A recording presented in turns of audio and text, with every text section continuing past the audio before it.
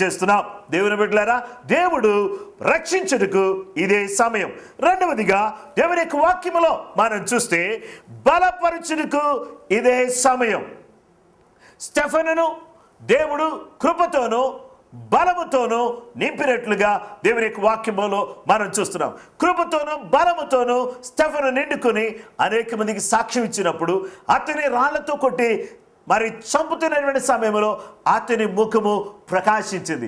Stephen కృపతో నింపబడ్డారు. అంటే దేవుని బిడ్డలారా, స్టెఫను రక్షించబడిన తర్వాత, స్టెఫను యేసుక్రీస్తు ప్రభువుని వెంబడిస్తున్నటువంటి తర్వాత అతను ఏం చేశాడంటే దేవుడు ఇచ్చిన సమయంలో దేవుని బలాన్ని పొందుకున్నాడు. ఈరోజు మనమందరం కూడా దేవుని యొక్క సన్నిధిలో దేవుని యొక్క వాక్యాన్ని వింటున్నాం. ఈ వాక్యాన్ని వింటున్నప్పుడు ఇదే సమయం అంటే నువ్వు బలపరచబడ్డానికి ఇది మిక్కిలి అనుకూల సమయం. ఈ సమయంలో దేవుడు తన యొక్క వాక్యం ద్వారా నేను ఏం చేయాలనుకుంటున్నానంటే కృపతో బలపరచాలనుకుంటున్నాడు. తన వాక్యముతో ఏం చేయాలనుకుంటున్నాడంటే వాళ్ళ బలపరచాలనుకుంటున్నాడు. ఎందుకంటే దేవుని యొక్క వాక్యము సజీవమై బలము గలదై రెండంచులు కలిగినటువంటి ఎటువంటి ఖడ్గము కంటే వాడిగా ఉండి ప్రాణాత్మలను కీళ్లను మూలుగులను విభజించినంత మట్టుకు దూరచ్చు హృదయం యొక్క ఆలోచనలు తలంపులు అదేం చేస్తుందంటే పరిశోధించుచున్నదని దేవుని వాక్యం మనకు సెలవిచ్చుచు ఉన్నది. హెబ్రీ పత్రిక 4వ అధ్యాయం 12వ వచనములో ఈ మాట మనం చూడవచ్చు. వాక్యము ద్వారా దేవుడు ఏం చేసే దేవుడు అంటే బలపరిచే దేవుడు.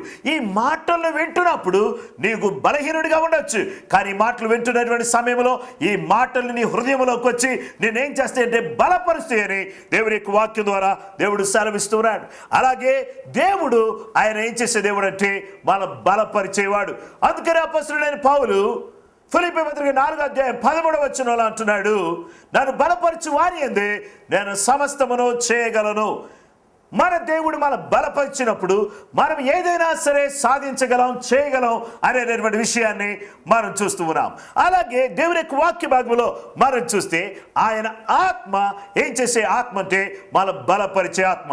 ఆయనను పరిశుద్ధాత్మ మీ మీదకి వచ్చినప్పుడు మీరు శక్తి నొందుదురు.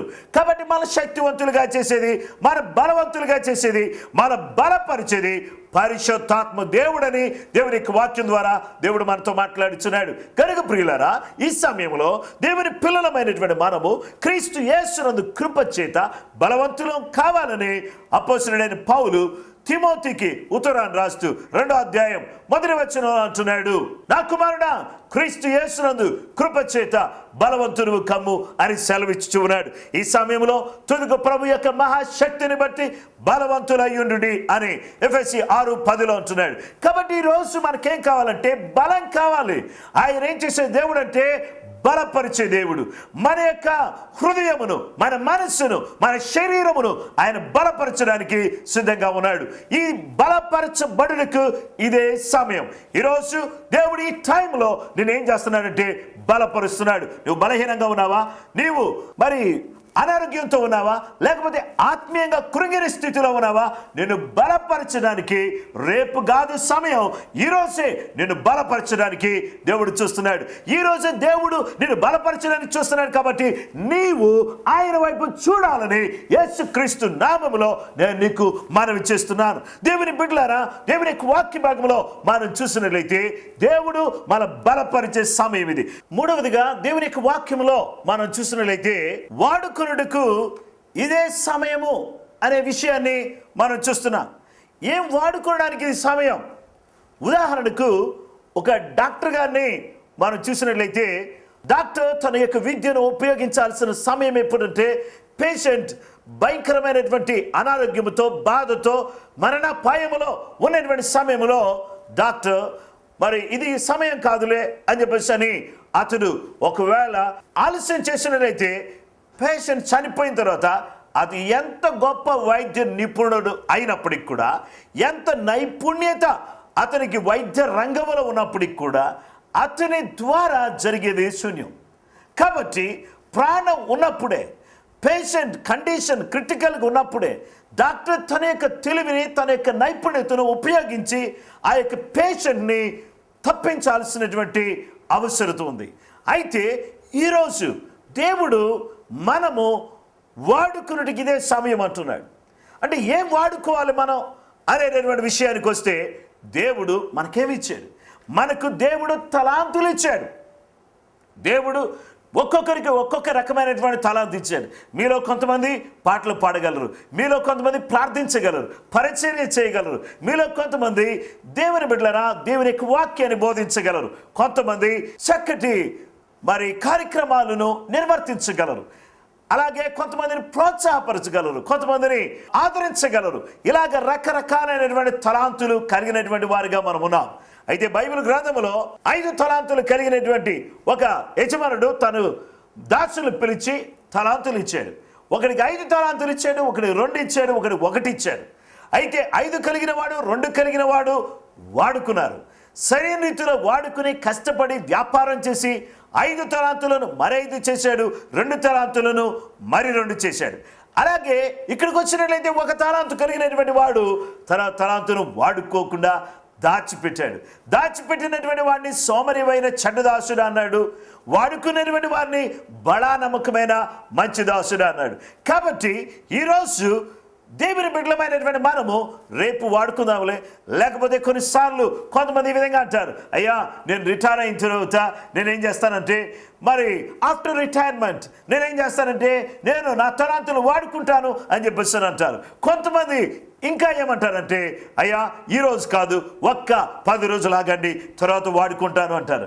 కానీ ప్రాణాపాయంలో ఉన్నటువంటి ఒక వ్యక్తి బావిలో పడి కొట్టు మిట్టాడుతున్నటువంటి సమయంలో, మరణాపాయంలో ఉన్నటువంటి సమయంలో రక్షించాల్సిన సమయం అప్పుడే, కానీ రేపు కాదు, ఎల్లుండి కాదు.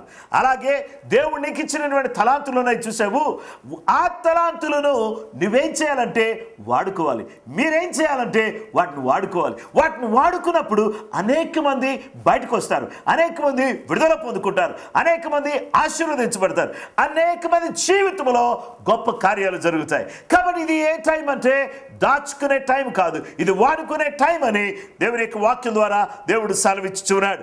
ప్రియ దేవుని బిడ్డలారా, దేవుడు మనకు అనుగ్రహించినటువంటి వరాలను మనం ఏం చేయాలంటే దేవుని కొరకు వాడవలసినటువంటి వారిగా ఉన్నాం. దేవుడు మనకు వివిధ రకాలైనటువంటి వరాలు దేవుడు తన కృప చేత తన ప్రేమ చేత మనకిచ్చాడు. అయితే అట్టి వరాలను మనం ఏం చేయాల్సినటువంటి వారికి ఉన్నామంటే సంఘ క్షేమం కొరకు, ఇతరుల క్షేమం కొరకు మనకు దేవుడిచ్చిన వరములను మనం ఉపయోగించాల్సినటువంటి వారికి ఉన్నాం. చాలాసార్లు మనకు దేవుడు వరం ఇచ్చినప్పుడు మన క్షేమం కొరకు లేకపోతే మన పేరు ప్రఖ్యాతుల కొరకు మన వరాలు వాడటం కాకుండా ఇతరుల క్షేమం కొరకు మన వరములను వాడవలసినటువంటి వారికి ఉన్నాం. దేవుడు వివిధ రకాలైనటువంటి వరాలు ఇచ్చాడు.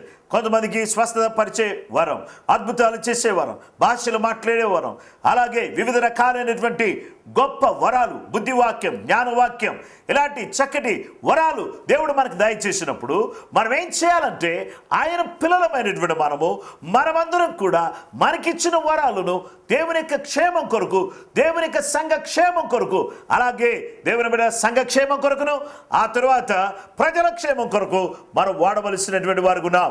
గనుక పరిశుద్ధ గ్రంథంలో మనం చూస్తే ప్రియ దేవుని బిడ్డలారా, మనమందరం కూడా ఆ విధంగా వాడబడవలసినటువంటి వారు ఉన్నాం.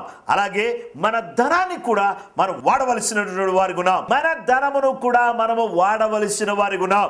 ఏ విధంగా వాడాలి పాస్టర్ గారు అని అంటే, దేవుని బిడ్డలారా, మనకు ఈరోజు ధనాన్ని దేవుడిచ్చాడు.